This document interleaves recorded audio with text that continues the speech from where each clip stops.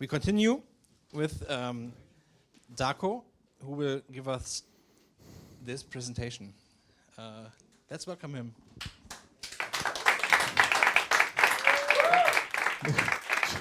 Thank you. Okay, so also from me, a warm welcome to Cologne, to the Chaos Computer Club Cologne space, and especially to those who've traveled a long distance. I just because I'm curious, what's the farthest country we have in this room where who's who traveled the farthest?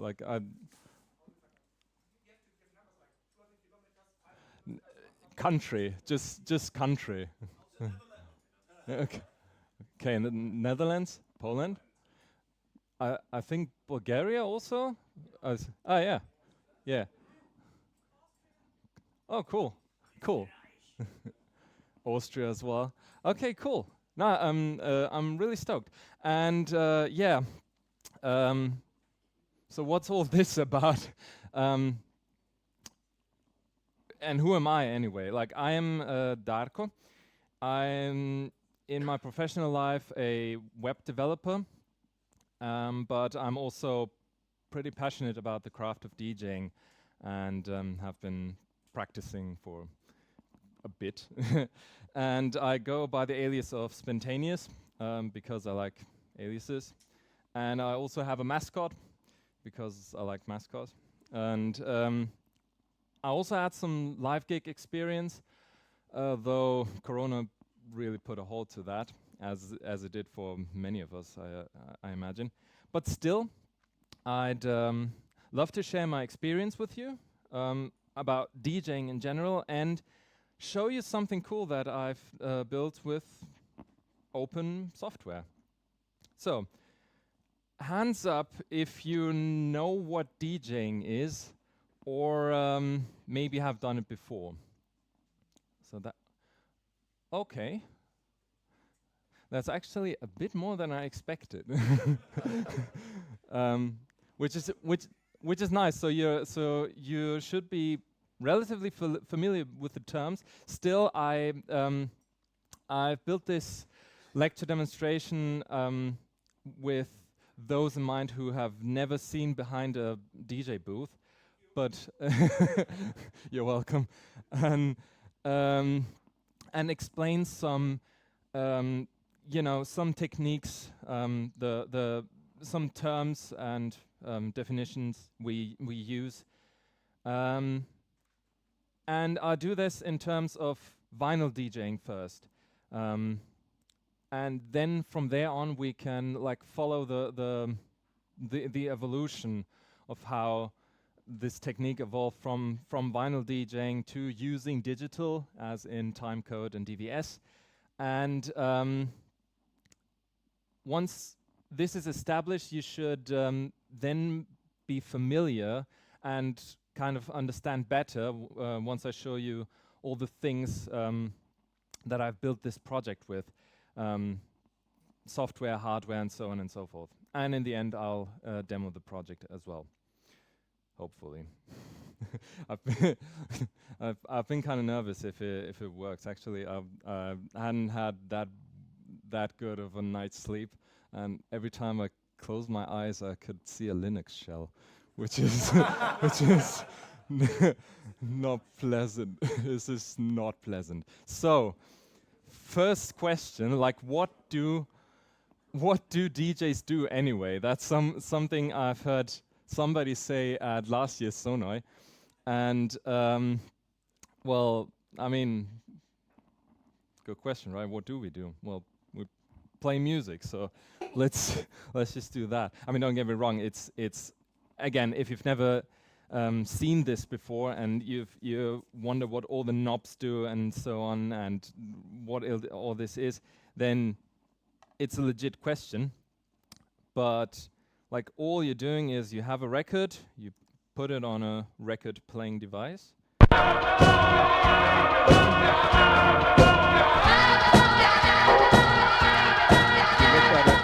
looking at if you're playing it at the correct speed also. And you're just playing a tune. Thank you. That was my job. Except, of course, if you only have this, you'll pretty quickly have a problem. In about maybe 20 seconds, once the beat drops out, and there's no more track left, and then you frantically look into wow, what else can I play? Oh god, like okay, there's still some track left in here actually, but there's no beat in it. I hate this particular track. But yeah, so you kind of okay, and then is it on even? Okay, I think it is. Okay, yeah, okay, and there we are. All right. Good. No, but of course, what you do is you get a second turntable, and you're selecting a track. Maybe a bit faster. You're selecting a track, and put the old one away unless you chuck it into your record box. See what we can play. I don't know. Go this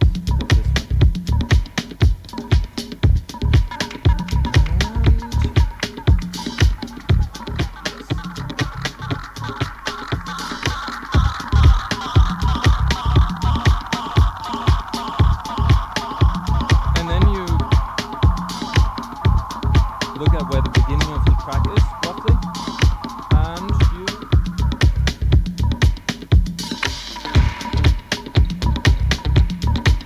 make sure that the headphones also work. There we go.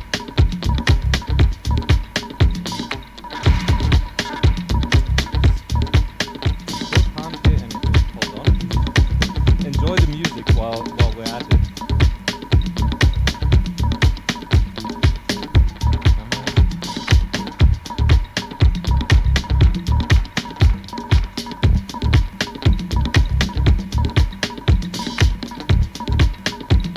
Why can't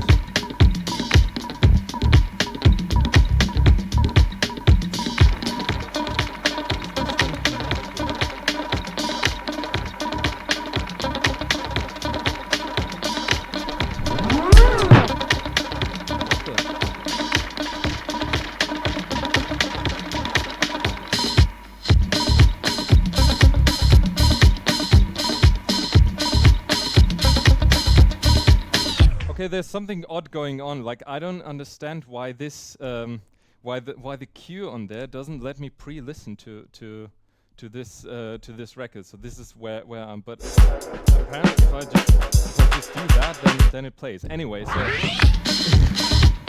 let's. Oh, there was a cue switch. Never mind. Okay. This is Murphy's Law is especially true for live musicians. Like everything that could go wrong is most definitely going to go wrong. But anyway, so back to my talk. So you're finding out where the beginning of the track is, and you maybe I don't know, fade it out.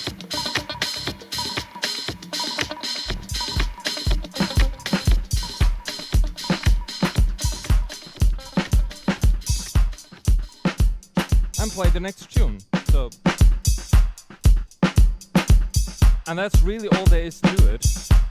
Now, what I should explain is how do I know where I'm at the track, because there's hardly any visual indication.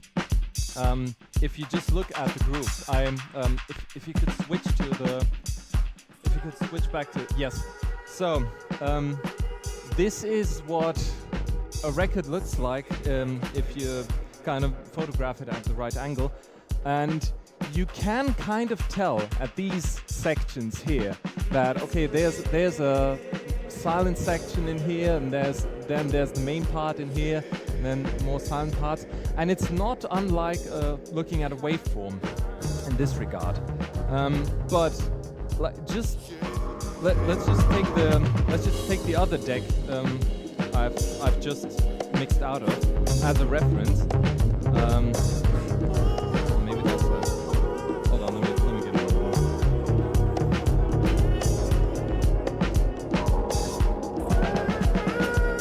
Right. Something hard to do. Get something a bit more upbeat. So, Just by looking at the groove, like it's really hard to tell if I'm like on it. Like I place the needle somewhere. Let's see where we're at. Yeah, I'm already past the point where it began.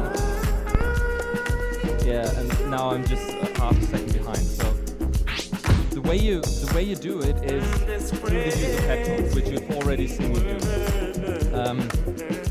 You have the channel or the deck going through the mixer channel, and the mixer channel is closed. So what you're doing is you activate the cue function, and that enables you to pre-listen through the headphone where you're currently at and what you're listening for. I'll open the track up a little bit so you have an idea of what this sounds like through my headphones.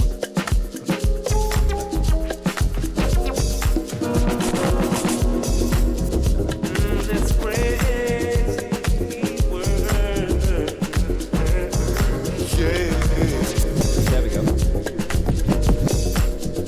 So now I know that I'm at the beginning of the track. Something like that. And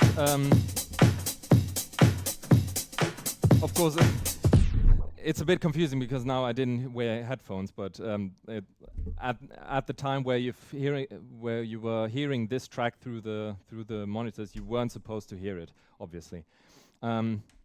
So this is basically all the technique there is to it. So it's really a lot about selection. In fact, it's all about track selection. Like if your track selection is not up to par, you really shouldn't go any further. But now let us go let us go a bit further, because there were a couple of techniques that that emerged as people were just I mean, this is not exactly an old school disco tune, but it's disco-y in a feel, in speed. And so tracks started to come up that are like 10 minutes in length, which have extended parts where there's nothing going on, aka maybe just a beat, like we've got here. And you're supposed to, or to make a clean transition, you're tempo matching it. So pay attention to what I'm doing with the pitch slider. Actually, let me explain first that these two tracks are at different speeds. Let's just... This is the original speed of this track.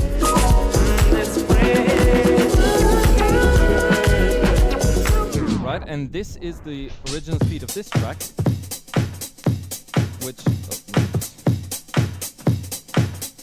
similar enough. But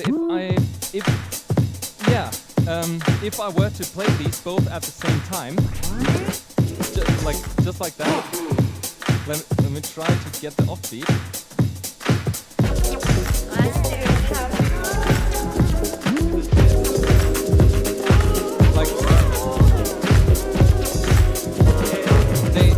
It just sounds off, like they go apart.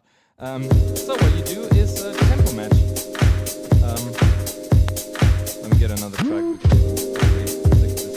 This was a good track. This is Skymark, Find a Place in This Crazy World to Run Trend Mix. Really, really good. But let's just get another one to mix in.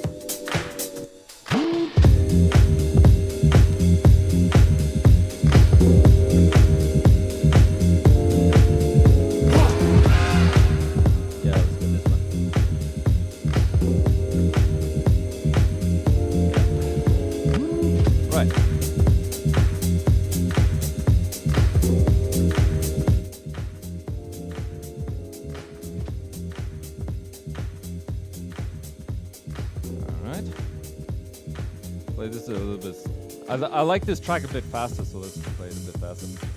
All right.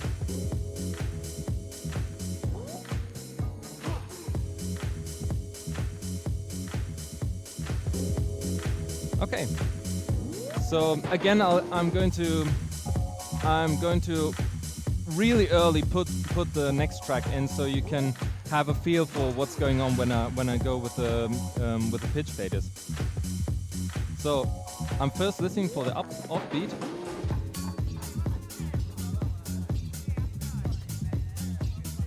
And then I'm looking at speeding this track up so that it matches the beat here. In fact, I need to slow this one down.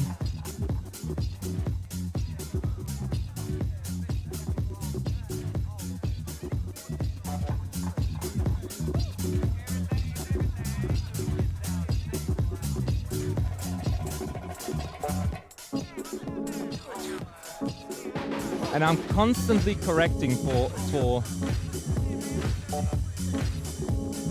you know, the tracks being like not exactly at the right speed.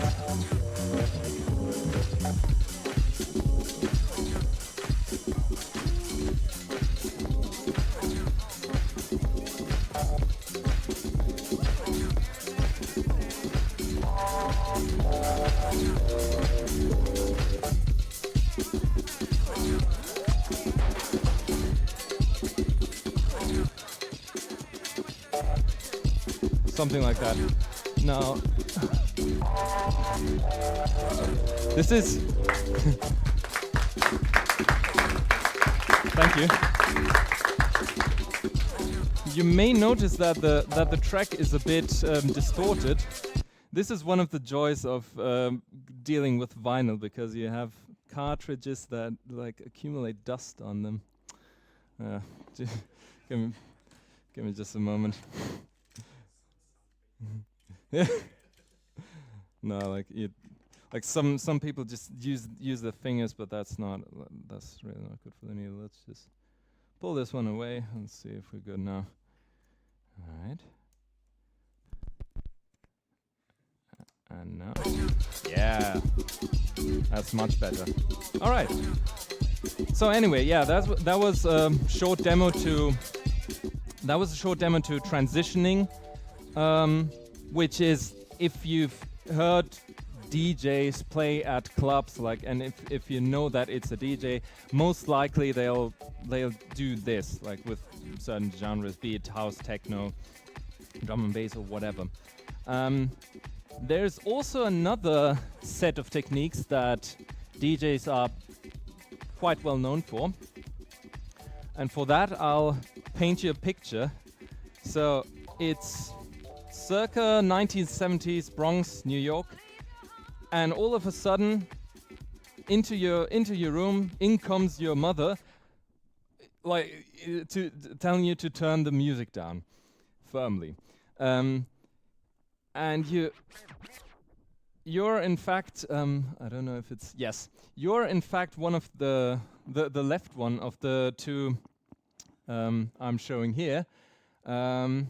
You're Grand Wizard Theodore at about 10, 11, 12 years old, and suddenly you're moving this back and forth, and you're, okay, that's interesting. You have to know that by this time in the 70s, like nobody really, like if you were to reverse this, you weren't supposed to play it. That's not music. Like no.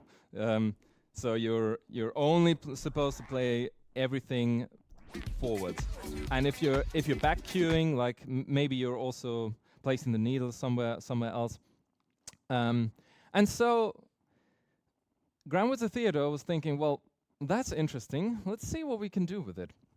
So let me cue up another track for that. That was not the correct sleeve, but anyway. Right. Let me get something appropriate for what I'm about to play. Oops, that's 45. I think that's... Nope, wrong side. I need the instrumental. Yep, there we go. And then let's just get...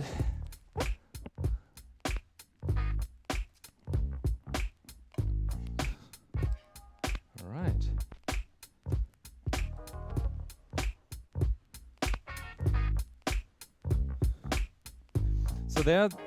So there are some sounds that some of you might have already heard of if you don't know turntablism, which are these characteristic R and fresh samples, which I'm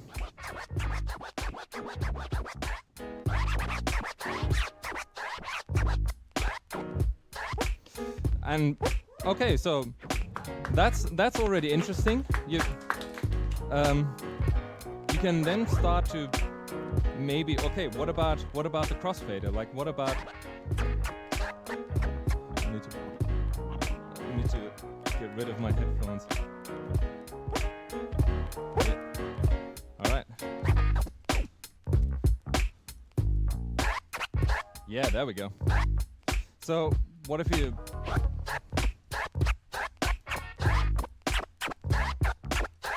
Well, that's already interesting. What else can we do with it?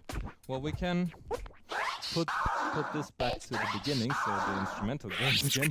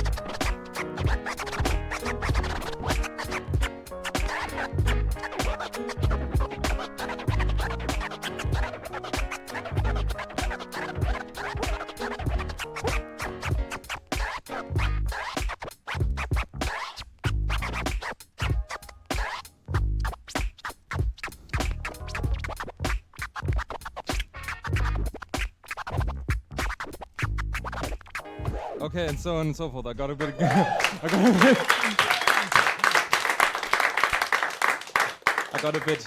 got a bit carried away.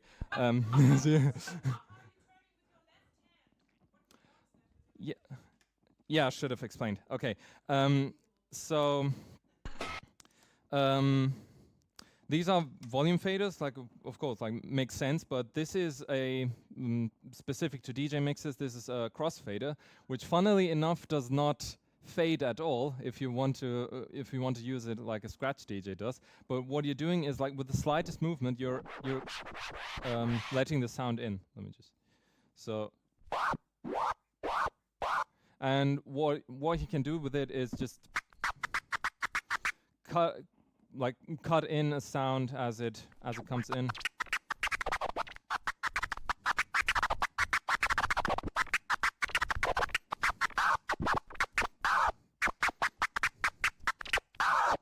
Something like that. And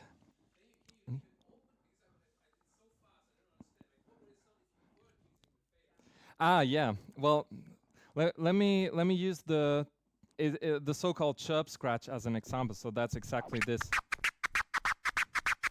So if I were to leave the fader open, it would just sound like this, which is okay, but different, and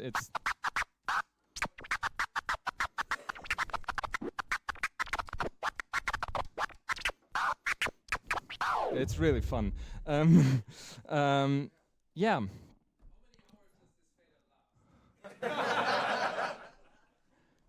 To be fair, I got this mixer, like it got probably bought 2008, 2009 something, and got it in 2014 for the low price of 400 euros, which is considering how rare this mixer is, it's an absolute bargain. Because now at Reverb they go for at least the original asking price. Yeah, 1,200 or 300, what the empath was. So as to how long the faders last, they kind of get stiff. Like this is, I mean, it's difficult to tell through the camera, but sometimes the faders just like they kind of gunk up, or I don't know exactly what happens, and it becomes really hard to move them. Like they need to be lightweight to do cut-ins like this. So yeah, as to how long the faders last, it depends. Classic. But yeah, I usually have to like six months or something before I have to open the fader up and just occasionally lube it or something. Oh. Well, I was really worried about ruining my records until at one point, like, I got a specific scratch record. So this is all full with scratch sounds, and it all kind of loops. And you can also see that I've marked it right here, so I know, even without the headphones, I know exactly at which point the beginning of the sound is. So I can precisely cut it in. But yeah, and I just, for a year or 1.5 years, like I just went crazy with it. Like I just did this for hours and hours on end. And in the end, like if you're listening very closely,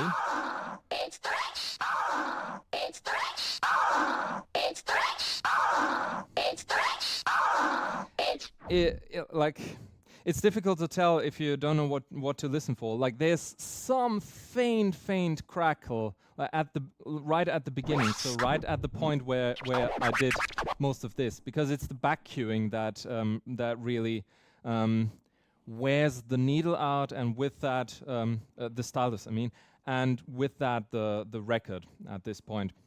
It's high stress, but like as I said, like I've been scratching this for like 1.5 years and it's still perfectly fine. So so much for it.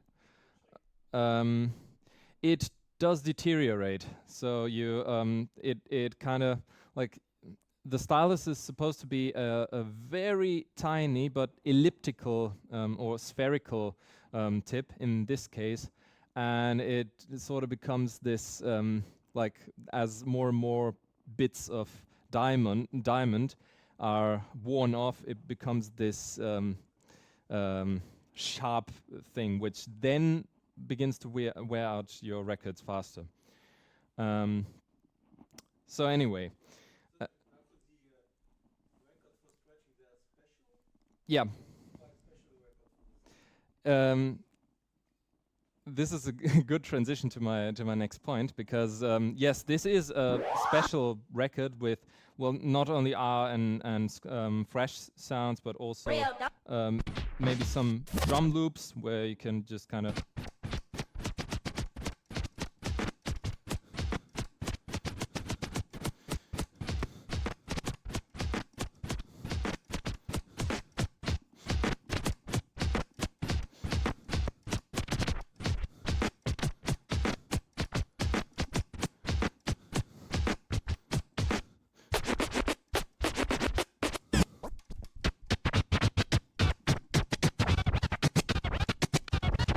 Okay. Anyway, yeah.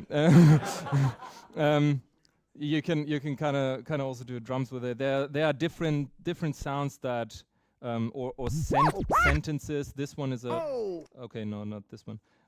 This one is a popular one. It goes a little something like this. So Run DMC going in, or DMC of Run DMC. Go like with this. It goes a little something like. I forgot which track it was from. Shame on me. But yeah. Like it's a classic. So yeah, like moving on. I mean, this is all fine, and you know you have people like DJ Qbert on the right side of the. Thank you. On the right, who has developed a lot more scratch techniques and came out with scratch records like these. But like, what if you? I mean, if you're trying out what sounds best when scratching, remember it's you only have a record. You have you have to press it, or maybe like if you know somebody. Okay, this doesn't fit into the context. I'll talk about it later. Maybe you know somebody with a machine like this, where they can record. They can cut you into a piece of metal or acetate.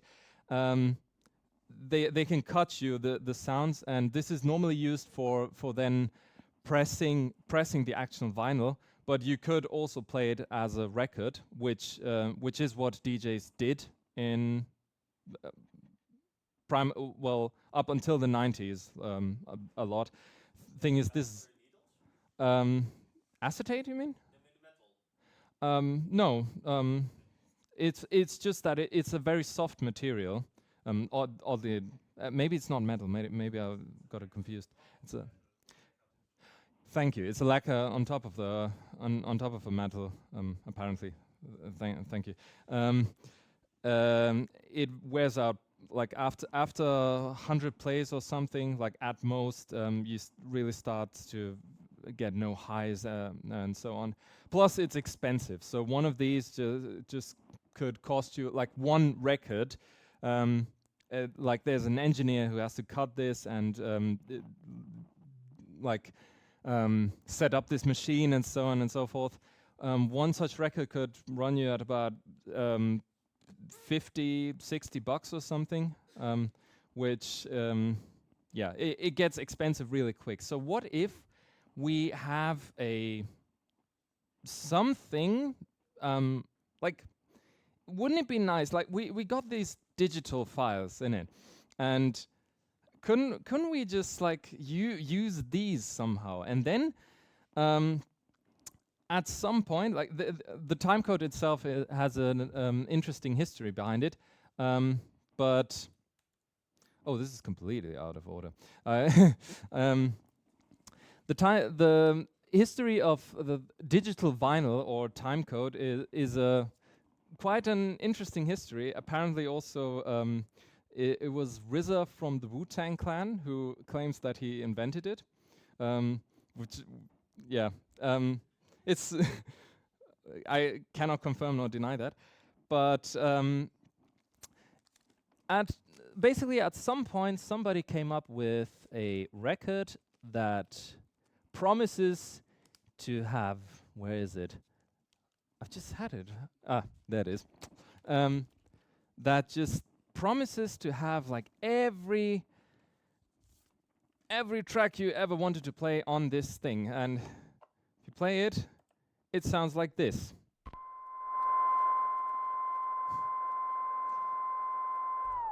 So I should explain. What this is a time code, or like DVS record, however you want to call it. And what this is a control. Let me actually just move over to the software part of it all, and I need to plug these into my software reading thingy, like so. And inconveniently, I've also put this on the wrong side, so let's put it on there. So what you get is a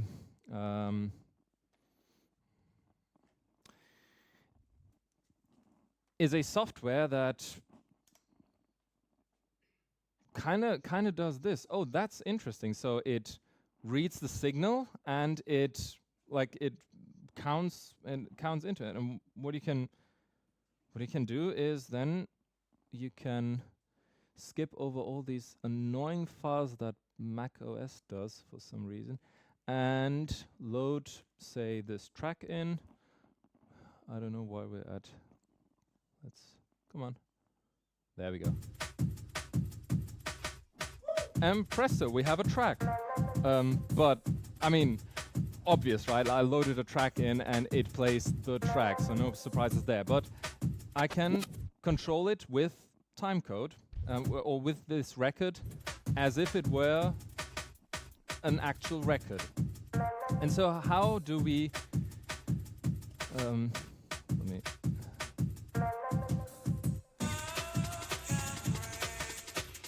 So just for contrast, I'll need this other one anyway. How do we get from this to this? And if you were, I hope that's not too annoying. If you think about how we could maybe implement this. Okay, if I play it slower, the tone is a bit lower. If I play it faster, the tone is a bit, higher. If I slow it down, so there's obviously a 1 kilohertz tone on it, and so we can track the pitch somehow, and that's kind of what happens, except that if you just were to track the pitch, and if I were to, if I were to play this this record in reverse, it's of course you're hearing that it's that I'm kind of manually reversing it, but pitch-wise it's the same pitch. So how does it detect that we're actually playing it in reverse? Yes.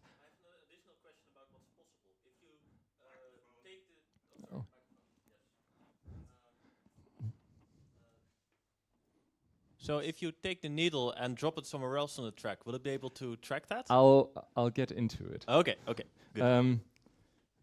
So about the reverse thing, how it actually does that is the left and the right channel that comes out of the turntable are 180 degrees out of phase, which means that the right channel is kind of leading. Like it's a sine or a cosine wave, depending on your definition, and so the wave is like slightly ahead of the left channel one. And so as you play it like forward, it goes like this, and as you play it in reverse, now all of a sudden the left channel is ahead of the right channel. If you you mean 90 degrees? Because with 180 degrees, it's exactly out of phase. yeah, it is 180 degrees. It's supposed to be out of phase. If it's 180 degrees, then the waves are right in the middle, and you can't. It's like symmetrical. So then, if you reverse, right? So it should be less or more than 180 degrees. No, it is actually 180 degrees, and it's supposed to. Hold on.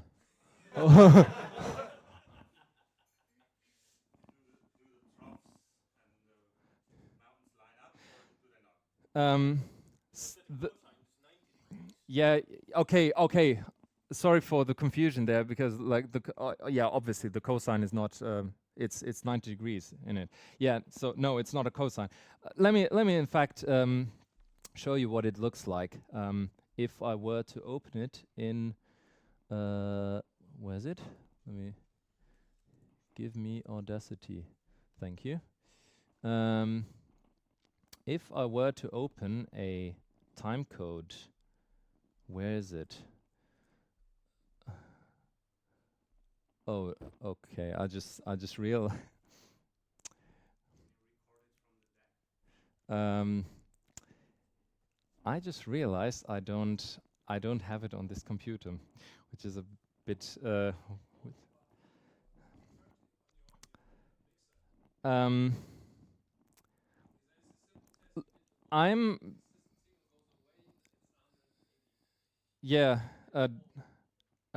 Actually, I don't. I'll refer you to this page, which will explain it a little bit more in detail. And I'll just simply. Oh, And now I don't have internet. That's really annoying. So this explains in detail why it is 180 degrees, because you'd use a technique where you look at the zero crossing of the waves, and at exactly the point where the left channel zero crosses, the right channel is at its peak. It is 90 degrees. So what? For 180 degrees, like the peak of one would be the trough of the other. So they would be exactly opposite. Yeah, you're totally right. Like, why does it? Okay, okay. Maybe I confused something, because yeah, you're obviously right. You should read into it if you're really interested. I'd say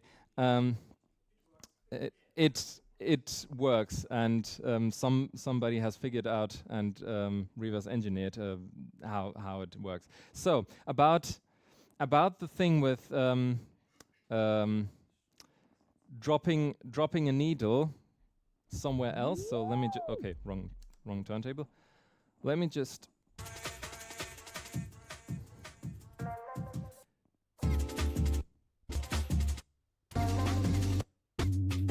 So it totally works. Like I was just skipping through the record, and why it works is because the time code is actually.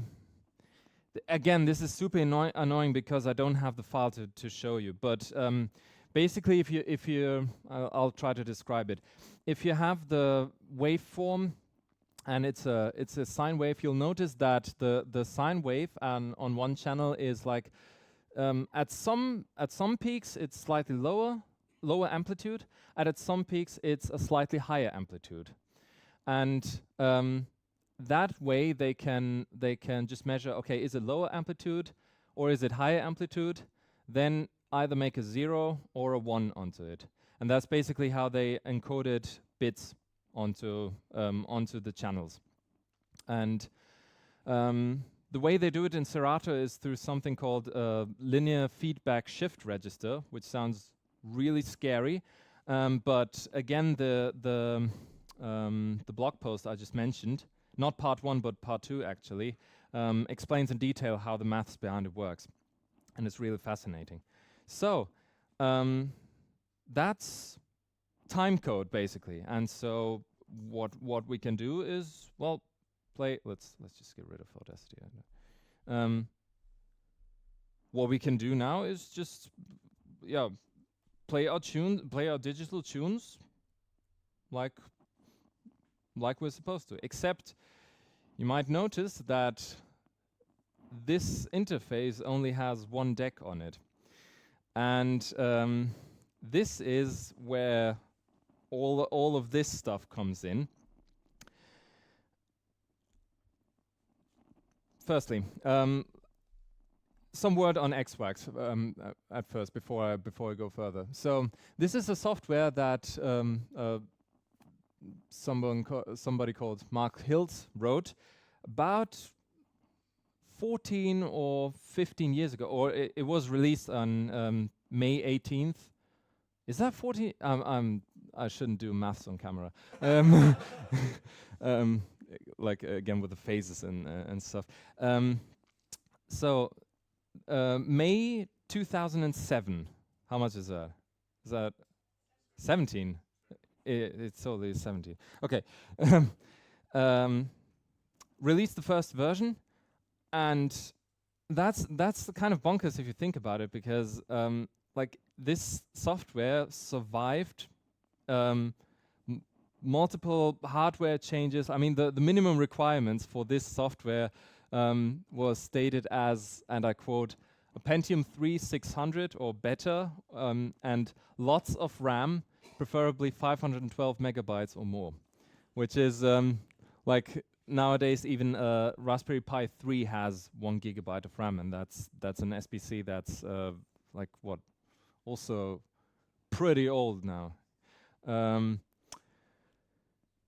And yeah, you can also if you've seen I really need to get internet here. This is just give me a moment. Of course, I'll then lose connection to my Pi because I've made it a Wi-Fi hotspot. But let me in fact just show you what I wanted to show you before, because hopefully now I should have internet. Oh, the QR code doesn't work. That's stupid. It works. Okay, so then it's probably the link here. Stupid. Still nothing. Okay. What who is how does time code thank you. So I'll just yes, I know. No.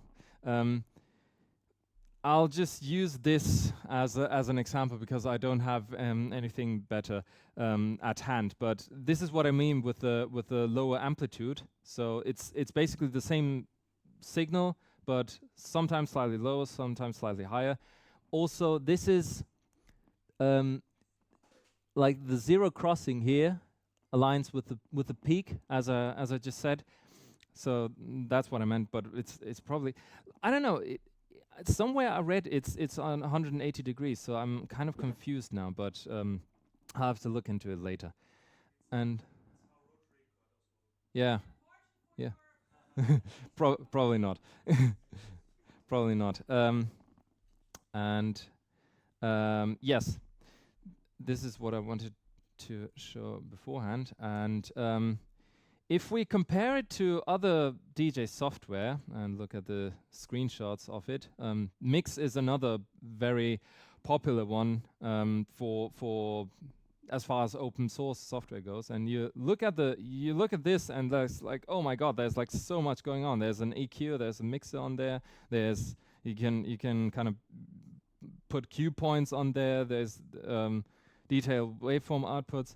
And compared to that, the XWAX interface was just like there's hardly anything on it.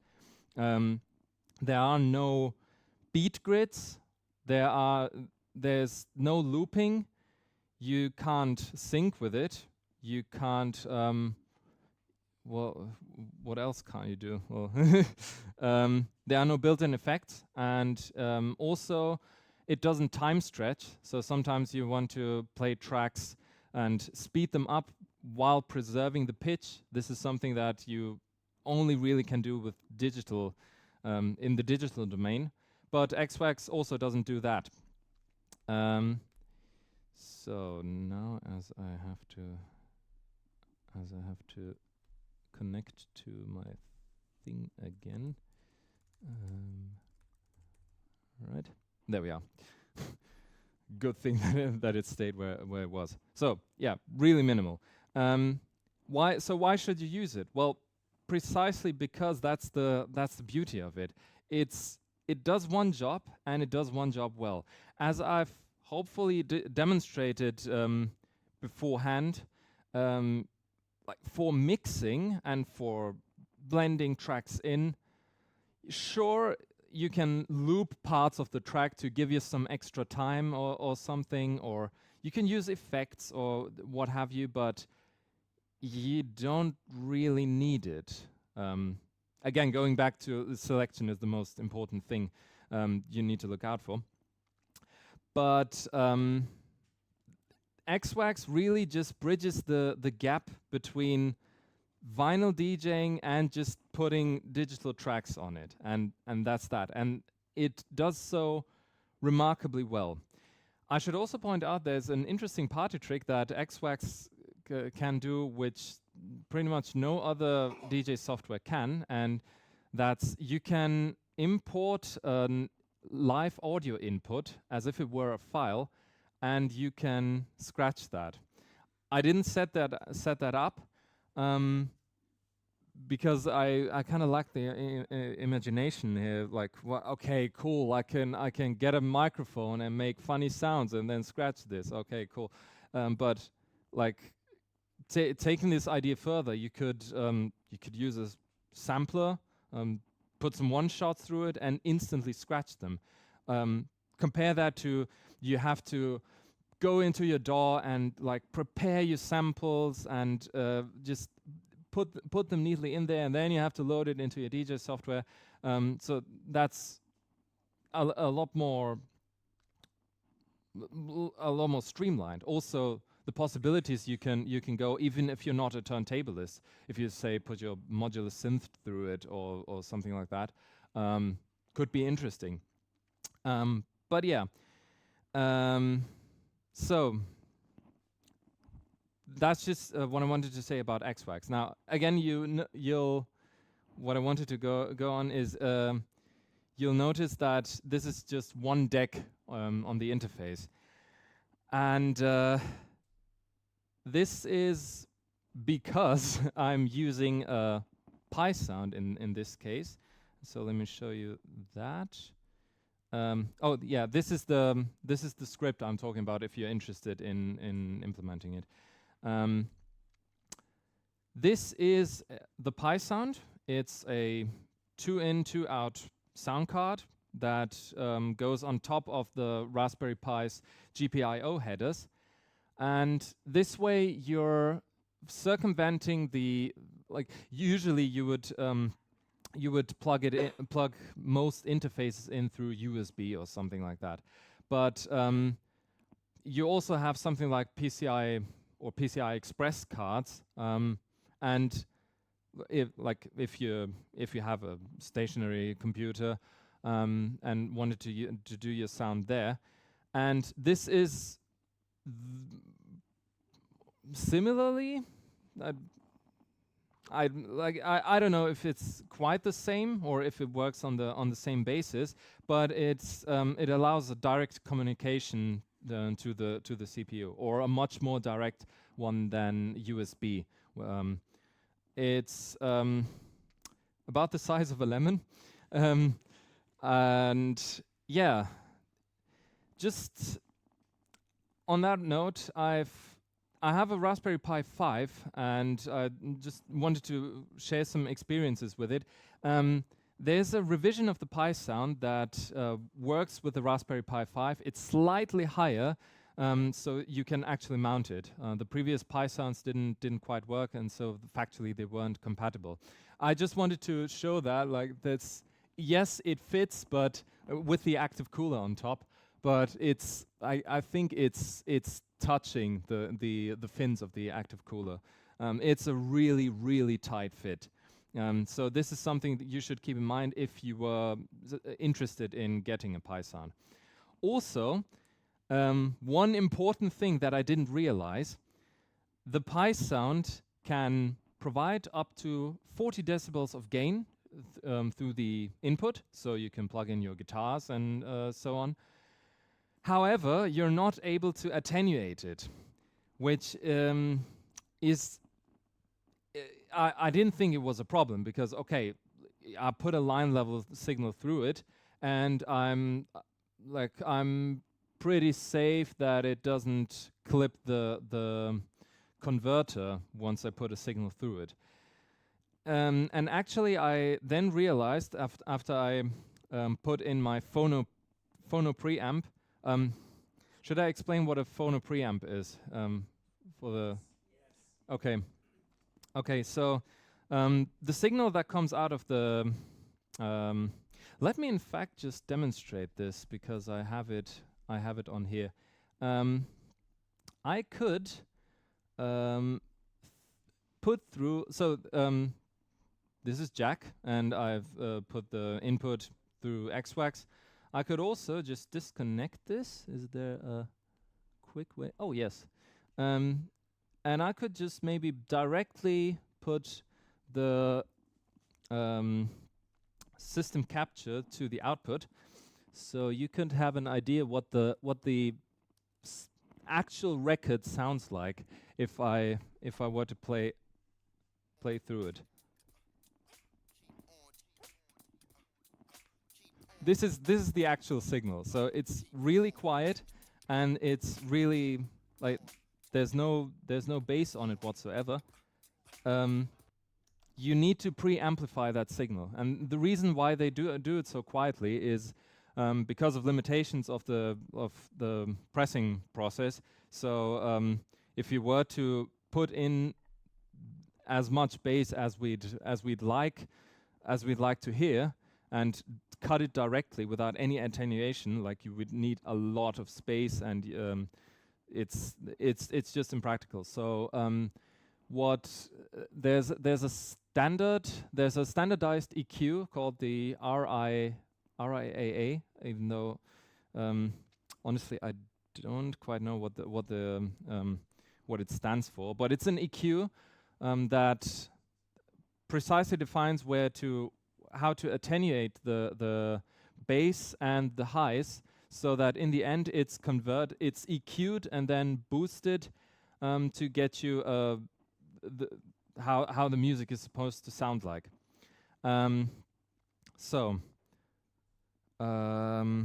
Yes, phono preamps. Okay. If you were to let me just think how I should quickly demonstrate, because I realized I just have 5 minutes left and I didn't show you this. Hold on. I need to connect the other Pi, because I want to demonstrate what I've built with the two Pis. Or hold on. This is all a bit spontaneous and wonky, but I suppose this is how things go. What IP do I need?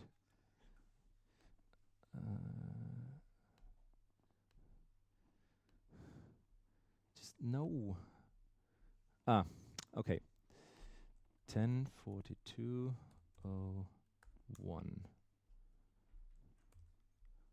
Oh, great, and now it doesn't work on Safari. Firefox. Right. So, what I've built is basically a way to run this program in the background without a GUI or something, and have it communicate, have one instance of XWAX for each deck. Hence why it's just one deck on here. And I've written some software on it to kind of. Okay, I need to be really quick now, because I need to set this thing up. I hope. Okay, let me just show the schematics. So it's something in between that goes between the program that you just saw and a browser, through which lots of communication happens to then control XWAX through a series of OSC messages and WebSocket messages and so on and so forth. And things got really complicated because this uses there's two servers. Like each of the Pis have their own server instance that keep track of what track is currently playing and what track do I currently have in my library. And this is it's basically controlling it. Yeah. You see, the thing I'm kind of bummed out right now is that I think I don't have enough time to start it all up, because I need to launch the other Pi. Am I still on? Yeah.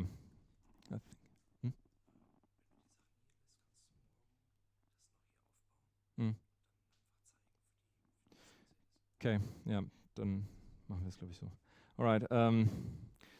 So since I went, oh my God, I really wanted. See, I've prepared for months this software to show it in here, and then I don't even get.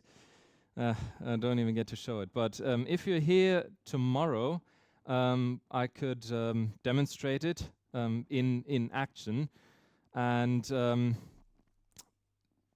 well, prove that it actually works. So and just that's so bad. Anyway, but just why did I want to do it? I was really intrigued by the compact size of the Pi sound, and it's relatively economical. So the idea is, if you get 2 Pis and a Pi sound for each, you're running at a cost of around 150 or 160 euro per Pi. So multiplied by 2, you get 300, 400 euros for a complete package plus a computer on top of it. And it's relatively reliable. And one thing I did want to show you is that that the latency I can get on this thing, like you've heard in the previous talk, that 8 milliseconds is pretty good. What have set up here is 96,000 kilohertz at 96 kilohertz at 32 frames, which makes a buffer size and a latency of about 0.3 milliseconds.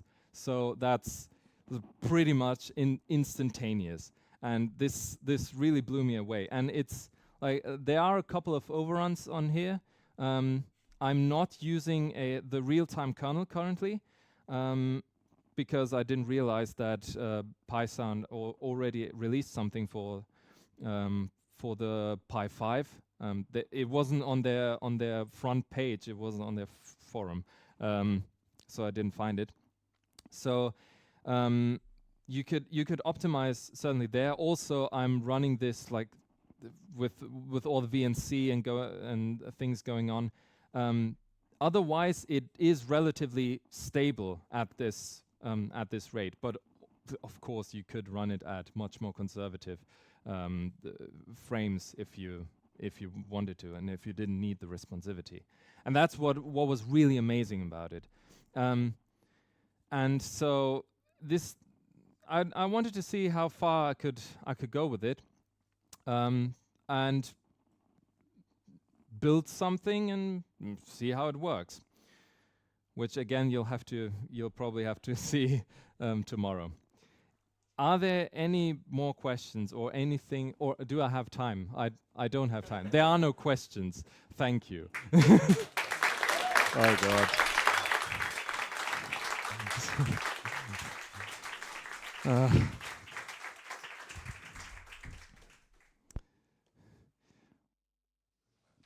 Yeah, yes, here I am. So, sorry, I feel a bit guilty because I told him before he started, you really have time, take it slow, and yeah. It was a fantastic talk. Okay. Yes, thank you. Yes.